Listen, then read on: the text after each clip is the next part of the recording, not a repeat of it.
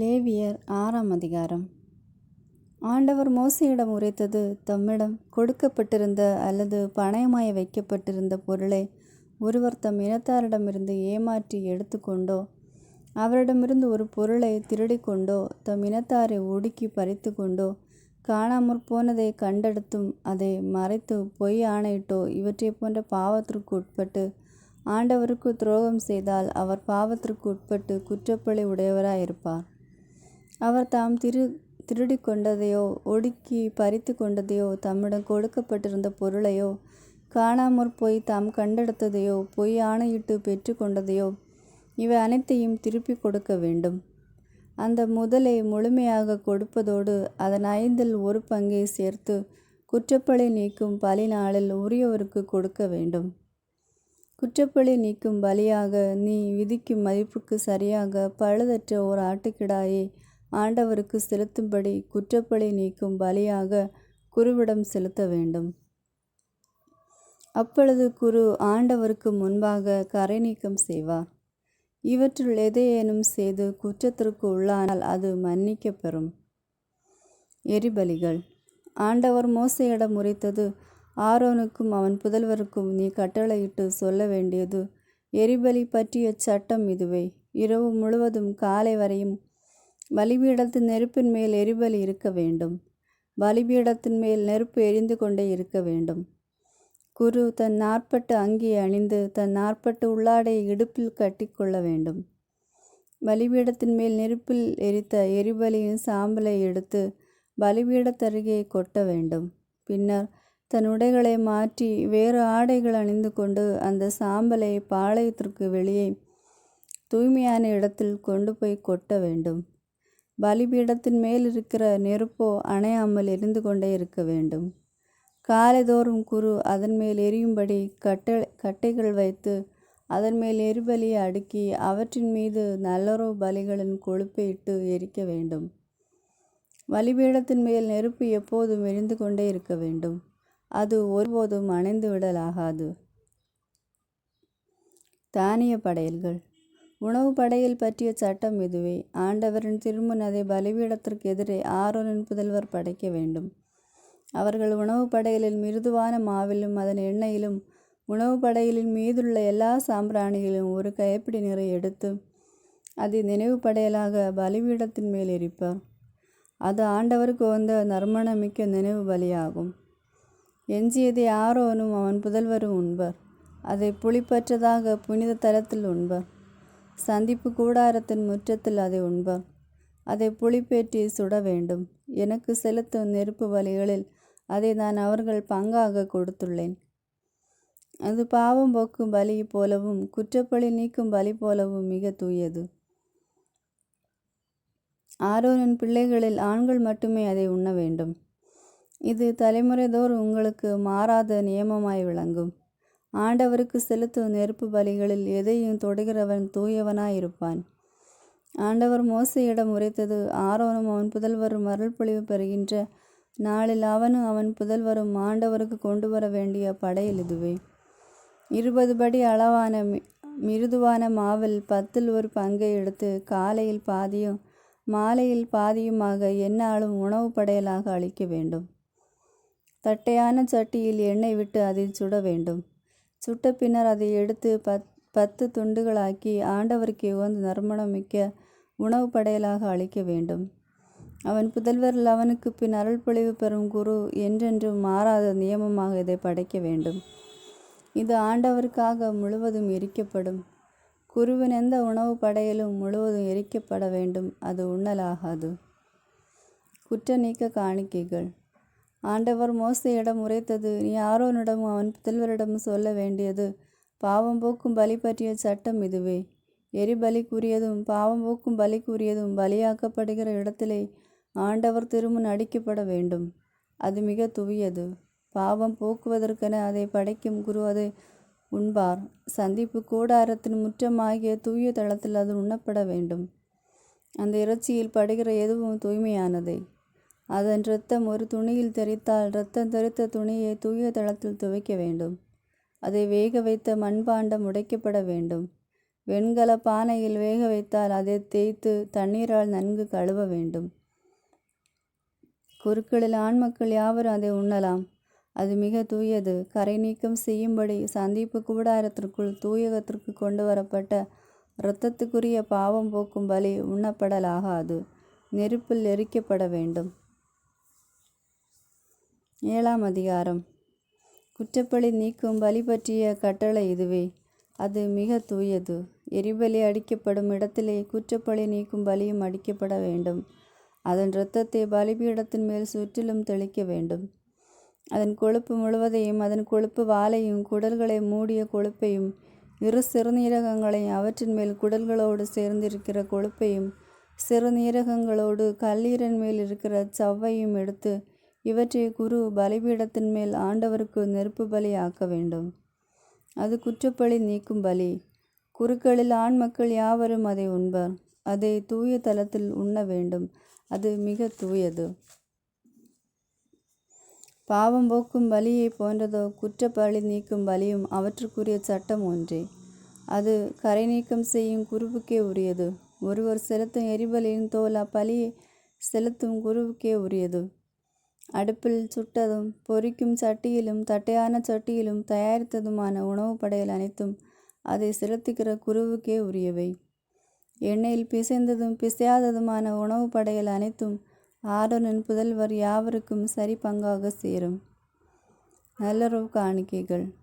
ஆண்டவருக்கு ஒருவர் செலுத்தும் நல்லுறவு பலி பற்றிய சட்டம் இதுவே. அவர் அதை நன்றி கடனாக செலுத்தினால் எண்ணெயில் தோய்த்து நெய்யப்பங்கள், எண்ணெய் பூசிய புளிப்பற்ற அடைகள், மெல்லிய மாவினால் எண்ணெயில் நன்கு பிசைந்து செய்த நெய்யப்பங்கள் ஆகியவற்றை நன்றி பலியோடு கொண்டு வர வேண்டும். புளித்த மாவினால் செய்த நெய்யப்பங்களை நன்றி கடனாக செலுத்தும் நல்லுறவு பலியை தமது நேர்ச்சியாக அவர் கொண்டு வருவார். ஒவ்வொரு காணிக்கையிலும் ஒன்றை எடுத்து ஆண்டவருக்கு உரிய பங்காக படைக்க வேண்டும். இப்பொருட்கள் நல்லுறவு பலியின் இரத்தத்தை தெளிக்கும் குருவுக்கே உரியவை. நன்றி கடனாக செலுத்தும் நல்லுறவு பலியின் இறைச்சி படைக்கப்படும் நாளில் உண்ணப்பட வேண்டும்.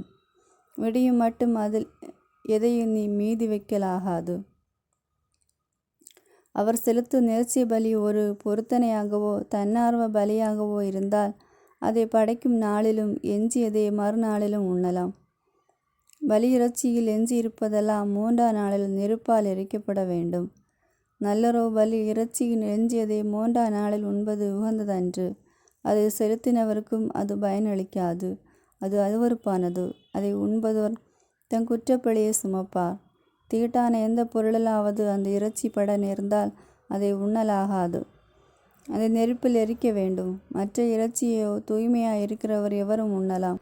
தீட்டுப்பட்ட ஒருவர் ஆண்டவரின் நல்லுறவு பலியின் இறைச்சியை உண்பாராகில் அவர் தம் இனத்தாரிலிருந்து விலக்கப்பட்டவர் ஆவார். தீட்டான எதையும், தீட்டுப்பட்ட மனிதரையோ கால்நடையோ தீட்டான ஊர்வனவற்றையோ ஒருவர் தீண்டியவராக இருந்து ஆண்டவருக்கு படைக்கும் நல்லுறவு பலி இறைச்சியை உண்டால் அவர் தம் இனத்தாரிலிருந்து விலக்கப்பட்டவர் ஆவார். ஆண்டவர் மோசேயிடம் உரைத்தது: நீ இஸ்ரேல் மக்களிடம், மாடு, ஆடு, வெள்ளாடு இவற்றின் கொழுப்பை நீங்கள் உண்ணலாகாது. தானாய் செத்ததன் கொழுப்பையும் பீருண்டதன் கொழுப்பையும் வேறு செயல்களுக்கு பயன்படுத்தலாமே என்று நீங்கள் அதை ஒருபோதும் உண்ணலாகாது. ஏனெனில் ஆண்டவருக்கு நெருப்பு பலியாக படைக்கும் கால்நடையின் கொழுப்பை உண்கிற எவரும் தம் இனத்தாரிடமிருந்து விலக்கப்பட்டவர் ஆவார். உங்கள் குடியிருப்புகள் எங்கும் பறவையின் இரத்தத்தையோ கால்நடைகளின் இரத்தத்தையோ வேறு எந்த இரத்தத்தையுமோ உண்ணலாகாது. இரத்தத்தை உண்ணும் எவரும் தம் இனத்தாரிலிருந்து விலக்கப்பட்டவர் ஆவார் என்று சொல். ஆண்டவர் மோசேயிடம் உரைத்தது: நீ இஸ்ரேல் மக்களிடம், ஆண்டவருக்கு நல்லுறவு பலி செலுத்துபவர் தாம் செலுத்தும் நல்லுறவு பலியிலிருந்து ஆண்டவருக்குரிய நேர்ச்சியை கொண்டு வர வேண்டும்.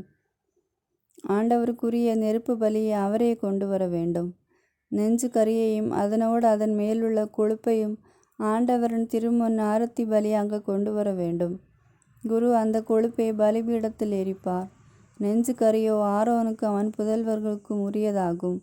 நல்லுறவு பலிகளில் வலது பின்னந்தொடையை குருவிடம் பங்காக கொடுக்க வேண்டும். ஆரோனின் புதல்வர்கள் நல்லுறவு பலியின் இரத்தத்தையும் கொழுப்பையும் செலுத்துகிறவனுக்கு வலது முனந்தொடை பங்காக சேரும். நல்லரோ பலிகளில் ஆரத்தி பலியாகிய நெஞ்சு கறியையும் பங்காகிய பின்னந்தொடையையும் நான் இஸ்ரேல் மக்களிடமிருந்து எடுத்து குருவாகிய ஆரோனுக்கும் அவன் புதல்வருக்கும் கொடுத்துள்ளேன். இது இஸ்ரேல் மக்களிடமிருந்து பெறும் நிலையான பங்காகும் என்று சொல். ஆரோனும் அவன் புதல்வரும் ஆண்டவருக்குரிய குருக்களாகும்படி அழைத்து வரப்பட்ட நாளிலிருந்து இது ஆண்டவரின் நெருப்பு பலியிலிருந்து அவர்களுக்கென அர்ப்பணிக்கப்பட்ட பங்காகும். ஆண்டவர் அவர்களுக்குள் அருள்பொழிவு செய்த நாளில் அவர்கள் தலைமுறை தோறும் அவர்களுக்கு மாறாத பங்காக கொடுக்க கட்டளையிட்டார். எரிபலி, உணவு படையல், பாவம் போக்கும் பலி, குற்றப்பலி நீக்கும் பலி, திருநிலைப்படுத்தும் பலி, நல்லரோ பலி ஆகிய பலிகளை பற்றிய சட்டம் இதுவே. தமக்கு செலுத்த வேண்டிய நேர்ச்சிகளை பற்றி ஆண்டவர் இஸ்ரேல் மக்களுக்கு சீனாய் பாலை நிலத்தில் கட்டளையிட்ட நாளில் மோசேக்கு அவர் சீனாய் மலையில் இட்ட கட்டளைகள் இவையே. 8ஆம் அதிகாரம். ஆரோன் அவர் தம் மகன்கள் ஆகியோரின் திருநிலைப்பாடு. ஆண்டவர் மோசேயிடம், நீ ஆரோனையும் அவன் புதல்வரையும் வரவழைத்து உடைகளையும் திருப்பொழிவு எண்ணெயையும் பாவம் போக்கும் பலிக்காக ஒரு காளையும் 2 ஆட்டுக்கிடாய்களையும் மற்றும் ஒரு கூடையில் புளிப்பற்ற அப்பங்களையும் கொண்டு வரசெய். மக்கள் கூட்டமைப்பு முழுவதையும் சந்திப்பு கூடார நுழைவாயிலின் முன் கூடி வரச்செய் என்றார். மோசே தமக்கு ஆண்டவர் கட்டளையிட்டபடி செய்தார்.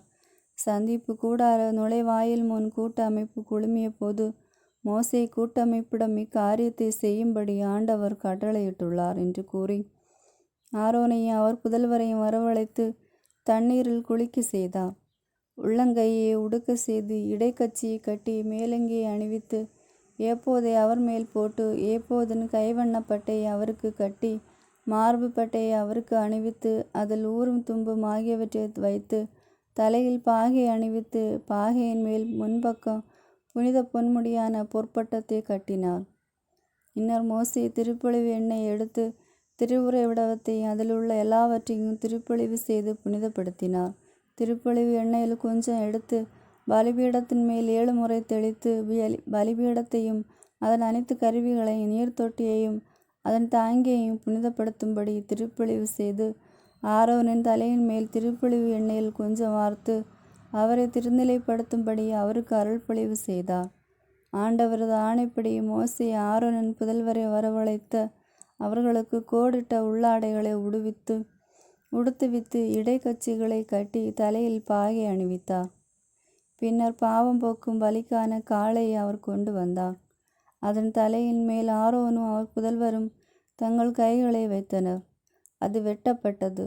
மோசே அதன் இரத்தத்தில் சிறிது தம் விரலால் எடுத்து பலிபீடத்தின் கொம்புகளை சுற்றிலும் பூசி பலிபீடத்திற்காக பாவக்கழுவாய் நிறைவேற்றி எஞ்சிய இரத்தத்தை பலிபீடத்தின் அடியில் ஊற்றி கரை நீக்க பலி செய்வதற்காக அதை புனிதப்படுத்தினார். ஆண்டவர் தமக்கு கட்டளையிட்டபடி குடல்கள் மேலிருந்த கொழுப்பு முழுவதையும் கல்லீரல் மேலிருந்த சவ்வையும் 2 சிறுநீரகங்களையும் அவற்றின் கொழுப்பையும் பலிபீடத்தின் மோசே எரித்தார். காளையின் தோலையும் இறைச்சியையும் சாணத்தையும் பாளையத்திற்கு வெளியே நெருப்பிட்டு கொளுத்தினார். பின்னர் அவர் எரிபலிக்கான ஆட்டுக்கிடாயை கொண்டு வந்தார். அதன் தலைமீது ஆரோனும் அவன் புதல்வரும் கைகளை வைத்தனர். அது வெட்டப்பட்டது.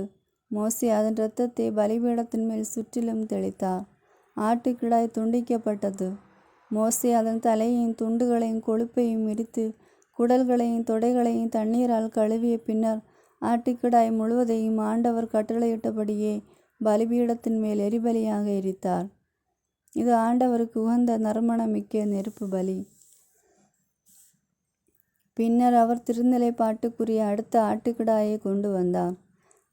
அதன் தலைமீது ஆரோனும் அவர் புதல்வரும் கைகளை வைத்தனர். அது வெட்டப்பட்டது. மோசே அதன் இரத்தத்தில் சிறிது எடுத்து ஆரோனின் வலக்காது மடலிலும் வலக்கை பெருவிரலும் வலக்கால் பெருவிரலிலும் பூசினார்.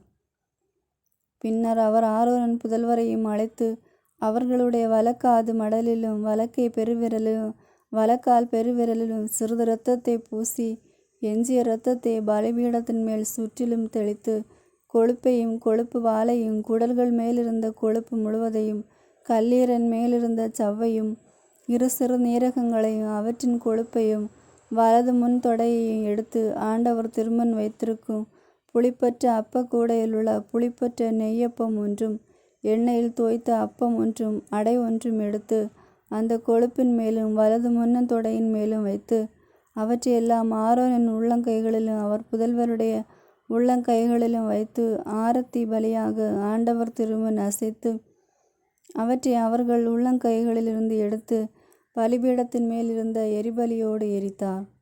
இது திருநிலை பாட்டு பலி. இதுவே ஆண்டவருக்கு உகந்த நறுமணமிக்க நெருப்பு பலி.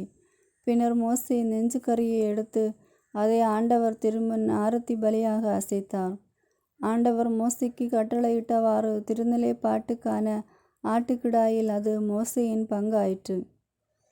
மோசே திருப்பொழிவு எண்ணெயிலும் பலிபீடத்தின் மேலிருக்கும் இரத்தத்திலும் சிறிது எடுத்து ஆரோன் மேலும் அவர் தம் உடைகள் மேலும் ஆரோனின் புதல்வர் மேலும் அவர்கள் உடைகள் மேலும் தெளித்தார். இவ்வாறு ஆரோனையும் அவர் உடைகளையும் அவர் புதல்வரையும் அவர்கள் உடைகளையும் புனிதப்படுத்தினார்.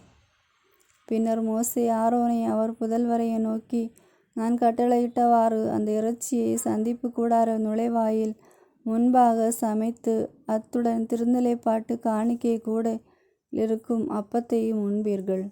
இறைச்சியிலும் அப்பத்திலும் எஞ்சியிருப்பதை நெருப்பிலிட்டு கொளுத்தி விடுங்கள். திருநிலைப்பாட்டு நாட்கள் முடியும் வரை 7 நாட்கள் சந்திப்பு கூடார நுழைவாயிலை விட்டு நீங்காதீர்கள். 7 நாட்கள் நீங்கள் புனிதப்படுத்தப்படுவீர்கள். இன்றும் செய்யப்பட்டது உங்கள் கரையை நீக்குவதற்காக ஆண்டவர் கட்டளையிட்டதாகும். நீங்கள் சாகாதபடி 7 நாட்கள் இரவும் பகலும் சந்திப்பு கூடார நுழைவாயிலில் ஆண்டவருக்காக காவல் காப்பீர்கள். இதுவே நான் பெற்ற கட்டளை என்றார். மோசேயின் மூலமாக ஆண்டவர் கட்டளையிட்ட எல்லாவற்றையும் ஆரோனும் அவர் புதல்வரும் செய்தனர். 9ஆம் அதிகாரம். ஆரோன் பலி செலுத்துதல். மோசே 8ஆம் நாளில் ஆரோனையும் அவர் புதல்வரையும் இஸ்ரேலின் பெரியோர்களையும் வரவழைத்தார். அவர் ஆரோனிடம் கூறியது, நீ பாவம் போக்கும் பலியாக ஊனமற்ற ஒரு காளை கன்றையும் எரிபலியாக ஊனமற்ற ஒரு ஆட்டுக்கிடாயையும் தேர்ந்தெடுத்து ஆண்டவர் திருமுன் கொண்டு வா. நீ சொல்ல வேண்டியது, இஸ்ரேல் மக்களுக்கு திருமுன் பாவக்கழுவாய் பலிக்காக 1 வயது நிரம்பிய மறுவற்ற காளை கன்று ஒன்றையும் செம்மறிக்கிடாய் ஒன்றையும், நல்லுறவு பலிகளுக்காக 1 காளையும் 1 ஆட்டுக்கிடாயையும் எண்ணெயோடு கூடிய உணவு படையல்களையும் கொண்டு வாருங்கள். ஏனெனில் இன்று ஆண்டவர் உங்களுக்கு தோன்றுவார். அவர்கள் மோசே கட்டளையிட்டவற்றை சந்திப்பு கூடாரத்திற்கு முன்பாக கொண்டு வந்தார்கள். சபையார் அனைவரும் வந்து ஆண்டவர் முன்பாக நின்றனர். அப்பொழுது மோசே, நீங்கள் செய்யுமாறு ஆண்டவர் கட்டளையிட்டது இதுவே. ஆண்டவரது மாட்சி உங்களுக்கு தோன்றும் என்றார். மோசே ஆரோனிடம், நீ பலிபீடத்தருகில் வந்து உன் பாவம் போக்கும் பலியையும் எரிபலியையும் செலுத்தி உனக்காகவும் மக்களுக்காகவும் கரை நீக்கம் செய்வாய். ஆண்டவர் கட்டளைப்படி அதற்காக மக்கள் செலுத்த வேண்டிய பலியையும் செலுத்தி அவர்களுக்காக கரை நீக்கம் செய்வாய் என்றார். ஆரோன் பலிபீடத்தருகில் தமக்கென்று பாவக்கழுவாய் பலியாக காளை கன்று ஒன்று அடித்தார். ஆரோனின் புதல்வர்கள் அதன் இரத்தத்தை அவரிடம் கொண்டு வர, அவர் தம் விரலை அதில் தோய்த்து பலிபீடத்தில் கொம்புகளில் பூசி எஞ்சிய இரத்தத்தை பலிபீடத்துக்கு அடியில் ஊற்றினார். பாவம் போக்கும் பலியின் கொழுப்பையும் சிறுநீரகங்களையும் கல்லீரலிருந்து எடுத்த சவ்வையும் ஆண்டவர் மோசேக்கு கட்டளையிட்டபடியே பலிபீடத்தின் மேல் சுட்டரித்து இறைச்சியையும் தோலையும் பாளையத்திற்கு வெளியே நெருப்பிலிட்டு அழித்தார். பின்பு அவர் எரிபலி கிடாயை அடித்தார். ஆரோனின் புதல்வர் அதன் இரத்தத்தை அவரிடம் கொண்டு வர, அவர் அதை பலிபீடத்தின் மேல் சுற்றிலும் தெளித்தார். எரிபலியின் துண்டங்களையும் தலையையும் அவரிடம் கொண்டு வந்தனர். அவர் அவைகளை பலிபீடத்தின் மேல் சுட்டரித்து குடல்களையும் தொடைகளையும் கழுவி இவற்றை பலிபீடத்தின் மேல் இருக்கும் எரிபலியோடு சுட்டரித்தார். பின்னர் அவர் மக்களுக்கான பலியையும் பாவம் போக்கும் பலிக்கிடாயையும் கொண்டு வந்து அதை கொன்று முன்னதை போலவே பாவம் போக்கும் பலியாக செலுத்தினார். பின்னர் அவர் எரிபலியை கொண்டு வந்து நியமத்தின்படியே செலுத்தினார். உணவு படையல்களை கொண்டு வந்து தம் கை நிறைய எடுத்து காலையில் செலுத்தும் எரிபலியோடு பலிபீடத்தின் மேல் சுட்டரித்தார். பின்னர் மக்களின் நல்லுறவு பலிகளாகிய காளையையும் கிடாயையும் கொன்று அவற்றின் இரத்தத்தை ஆரோனின் புதல்வர் அவரிடத்தில் கொண்டு வந்தனர். அவர் அதை பலிபீடத்தின் மேல் சுற்றிலும் தெளித்தார். காளையிலும் கிடாயிலுமிருந்து எடுத்த கொழுப்பு வாலையும் குடல்களையும் சிறுநீரகங்களையும் கல்லீரன் மேலிருந்த சவ்வையும் கொண்டு வந்து நெஞ்சு கறிகளின் மீது வைத்தார்கள். கொழுப்பு பகுதிகளை பலிபீடத்தின் மேல் ஆரோன் சுட்டரித்தார். நெஞ்சு கறியையும் வலது முன்னந்தொடையையும் மோசே நியமித்தபடி ஆரோன் ஆண்டவர் திருமுன் ஆரத்தி பலியாக அசைத்தார். பின்னர் ஆரோன் மக்களுக்கு நேராக தம் கைகளை உயர்த்தி அவர்களுக்கு ஆசி வழங்கினார். தாம் பாவம் போக்கும் பலியையும் எரிபலியையும் நல்லறவு பலிகளையும் செலுத்திய பின் கீழே இறங்கினார். மோசேயும் ஆரோனும் சந்திப்பு கூடாரத்தினுள் நுழைந்தனர். பின்னர் வெளியே வந்து மக்களுக்கு ஆசி வழங்கினார். அப்போது ஆண்டவருடைய மாட்சி மக்கள் அனைவருக்கும் தோன்றியது. ஆண்டவர் முன்னிலையிலிருந்து நெருப்பு புறப்பட்டு வந்து பலிபீடத்தின் மேலிருந்த எரிபலியையும் கொழுப்பையும் விழுங்கியது. மக்கள் அதை கண்டு ஆரவாரம் செய்து முகங்குப்புற விழுந்தனர். 10ஆம் அதிகாரம். நாதாபு அபீகு ஆகியோரின் பாவம். ஆரோனின் புதல்வர்களான நாதாபும் அபுவும் தம் தூப கலசத்தை எடுத்து அதில் நெருப்பையும் தூபத்தையும் இட்டு ஆண்டவர் கட்டளைக்கு எதிராக நெருப்பை கொண்டு சென்றனர். உடனே ஆண்டவரிடமிருந்து நெருப்பு விரைந்தெழுந்து அவர்களை விழுங்கியது. அவர்கள் ஆண்டவர் முன்னிலையில் மடிந்தனர். அப்பொழுது மோசே ஆரோனை நோக்கி, என்னை அணுகி வருவோர் முன் என் தூய்மையை வெளிப்படுத்துவேன். எல்லா மக்களுக்கு முன்பாக நான் மாட்சியுறுவேன் என ஆண்டவர் உரைத்ததன் பொருள் இதுதான் என்றார். ஆரோன் மௌனமாயிருந்தார். மோசே ஆரோனின் சிற்றப்பனாகிய உசியோரின் புதல்வராகிய மிசாவேலையும் எல்சாபனையும் அழைத்து, நீங்கள் இங்கே வந்து உங்கள் சகோதரன் சடலங்களை தூயகத்தின் முன்னின்று எடுத்து பாளையத்திற்கு வெளியே கொண்டு போங்கள் என்றார். மோசே சொன்னபடியே அவர்கள் சென்று அவர்கள் சடலங்களை அவர்கள் உடைகளோடு எடுத்து பாளையத்திற்கு வெளியே கொண்டு போனார்கள். மோசே ஆரோனையும் எலெயாசார் இத்தாமார் என்னும் அவர் புதல்வரை நோக்கி, நீங்கள் உங்கள் தலைமுடியை கலைத்து கொள்ளவும் ஆடைகளை கிழித்து கொள்ளவும் வேண்டாம். அப்படி செய்தால் நீங்கள் சாவீர்கள். மக்கள் கூட்டமைப்பு முழுவதற்கு எதிராக அவரது சினம் மூளும். உங்கள் சகோதரராகிய இஸ்ரேல் குடும்பத்தார் யாவரும் ஆண்டவர் மூட்டிய இந்த நெருப்பை முன்னிட்டு புலம்புவார்கள். நீங்கள் அழியாதபடி சந்திப்பு கூடார நுழைவாயிலிருந்து எங்கும் செல்லாதீர்கள். ஆண்டவரது அருள்பொழிவு உங்கள் மீது இருக்கிறதே என்றார். அவர்கள் மோசேயின் வார்த்தையின்படியே செய்தார்கள். குருக்களுக்கான ஒழுங்குமுறைகள். ஆண்டவர் ஆரோனிடம் கூறியது, நீரும் உம்மோடும் புதல்வரும் சாகாதிருக்க வேண்டுமெனில் நீங்கள் சந்திப்பு கூடாரத்திற்குள் நுழையும் போது திராட்சை ரசத்தையோ மதுவையோ குடிக்க வேண்டா. இது உங்கள் தலைமுறை தோறும் மாறாத நியமமாக விளங்கும். தூயத்திற்கு தூய்மையற்றதற்கும் தீட்டுள்ளதற்கும் தீட்டற்றதற்கும் வேறுபாடு தோன்றும்படி ஆண்டவர் மோசேயை கொண்டு இஸ்ரேல் மக்களுக்கு கூறி அறிவித்த அவருடைய எல்லா சட்டங்களையும் நீங்கள் மக்களுக்கு போதிக்கும்படி இது என்றுமுள்ள நியமமாக விளங்கும். மோசே ஆரோன் அவருடைய எஞ்சிய புதல்வர்களாகிய எலெயாசார் இத்தாமார் ஆகியோரிடம் கூறியது, நீங்கள் ஆண்டவரின் நெருப்பு பலிகளில் எஞ்சிய உணவு படையலை எடுத்து பலிபீடத்துக்கு அருகில் புளிப்பற்றதாய் உண்ண வேண்டும். அது மிகவும் தூயது. அதை தூய இடத்தில் உண்ண வேண்டும். ஏனெனில் அது ஆண்டவரின் நெருப்பு பலிகளில் உமக்கும் புதல்வருக்கும் உரிய பங்காகும். இதுவே நான் பெற்ற கட்டளை. ஆரத்தி பலியான நெஞ்சு கறியையும் உயர்த்தி படைக்கும் பலியான முன்னந்தொடையும் நீரும் உம்மோடு உம் புதல்வரும் புதல்வியரும் ஒரு தூய்மையான இடத்தில் வைத்து உண்பீர்கள். இஸ்ரேல் மக்களின் நல்லுறவு பலிகளில் இவை உமக்கும் உம் புதல்வருக்கும் புதல்வியருக்கும் உரிய பங்காகும். உயர்த்தி படைக்கும் பலிப்பொருளான முன்னந்தொடையும் ஆரத்தி பலிப்பொருளான நெஞ்சு கறியையும் நெருப்பு பலிப்பொருளான கொழுப்பையும் ஆண்டவர் திருமுன் அவர்கள் கொண்டு வந்து ஆரத்தி பலியாக அசைவாட்டுவார்கள். அது ஆண்டவரின் கட்டளைப்படியே உமக்கும் புதல்வருக்கும் மாறாத நியமமாக விளங்கும். இதற்கிடையில் மோசே பாவம் போக்கும் பலிப்பொருளான ஆட்டுக்கிடாயை தேடி பார்த்தார். அது எரித்தளிக்கப்பட்டிருந்தது. எனவே மோசே ஆரோனின் எஞ்சியிருந்த புதல்வராகிய எலெயாசார் இத்தாமார் மீது கடுசினமுற்று சொன்னது, நீங்கள் பாவம் போக்கும் பலியை தூய தலத்தில் ஏன் உண்ணவில்லை? அது மிகவும் தூயதன்றோ?